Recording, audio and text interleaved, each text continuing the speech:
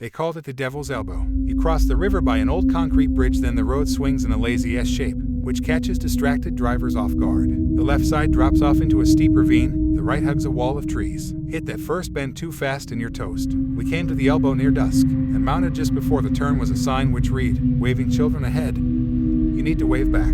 "That's weird," I said. "What is?" My daughter, Evelyn, asked from the backseat. "That sign. It says waving children ahead." She craned her neck to look out the side window. "I can't see." "Where are they?" I chuckled. "There's not actually any waving children, honey. It's probably a prank by some bored teenagers." Coming up on the elbow, I eased off the accelerator. And then, halfway across the second bend, my daughter pointed at the forest and shouted, "There they are.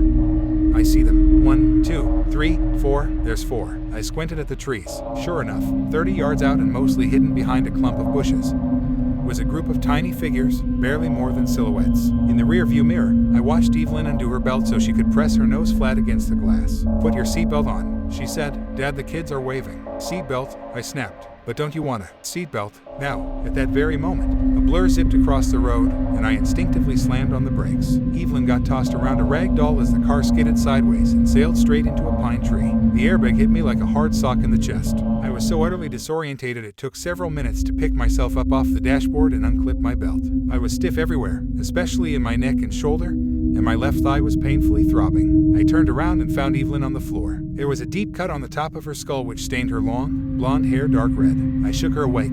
"Evelyn, are you okay? Speak to me." She opened her eyes and groaned. "Dad, my head, it hurts." I could tell from her voice her head was swimming, a possible indicator of a concussion. All things considered, the collision could have been much, much worse, but we both needed urgent medical attention. I flicked on the cabin light and carefully lifted Evelyn into the front seat. "Wait here, honey. I'm gonna call for help." Outside, I could see the engine was completely totaled, and my phone said no signal. We were stranded. Just then, at the far end of a breakthrough in the trees, I glimpsed the childlike silhouettes once again. But the closest building was a gas station 3 miles back.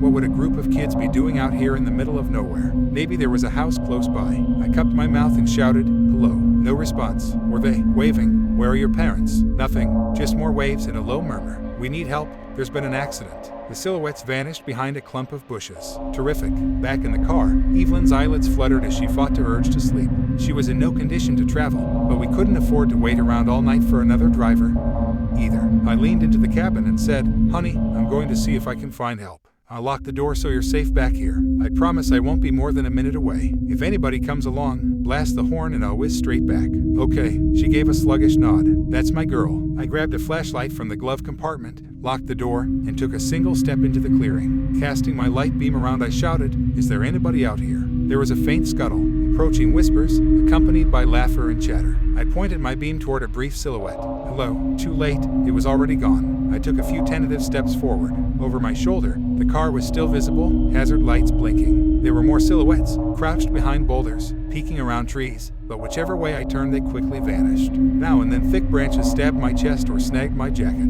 Above the canopy, the sky was dark indigo. A breeze shook tree limbs together. There was a chorus of giggles, and then my flashlight lit up a figure where the foliage was thin. I charged forward, forgetting how hazardous the terrain was. "I need help. There's been an Archie." I suddenly stepped into the arc of an exposed tree root and twisted my leg painfully. The flashlight rolled away and my chin slammed into the hard dirt, giving me double vision for 3 seconds. The air suddenly became cold and damp, and there was an unholy stench. As I pushed myself up with a heavy gasp, sounds rang out from every direction, giggles, footsteps, whispers. They came to a stop behind me. I reached out and grabbed the flashlight and bolted to my feet. And the very moment I glimpsed her, I felt absolute terror. There were misshapen, rippled features, a concave skull, a nose flatted sideways, and sharp portions of collarbone jutting from her neck. Leaves crunched behind me. I spun toward another figure, a boy, whose head slumped sideways over his shoulder as if the guillotine hadn't quite finished the job.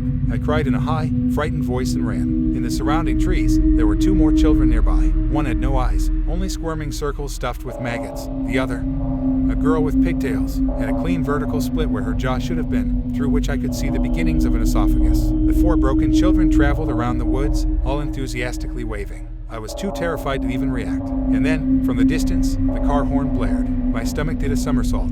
I tramped through weeds and saplings and screamed Evelyn over and over again as I barreled in the direction of the car, ignoring ignoring the whip-thin branches that gouged my eyes and stabbed my neck until the horn finally ceased. The forest spat me out 20 meters past the collision point. I charged into the side door and cupped my hands against the glass. Empty. I quickly climbed inside and inspected the front seat, the passenger side, the back.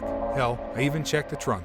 My daughter was gone. I threw my head back and screamed until I thought my lungs would burst. And then, from the forest, I heard close giggles and whispers, sounds of kids playing. I spun around and pointed the flashlight forward one last time. Now, standing just beyond the tree line, there were 5 waving children.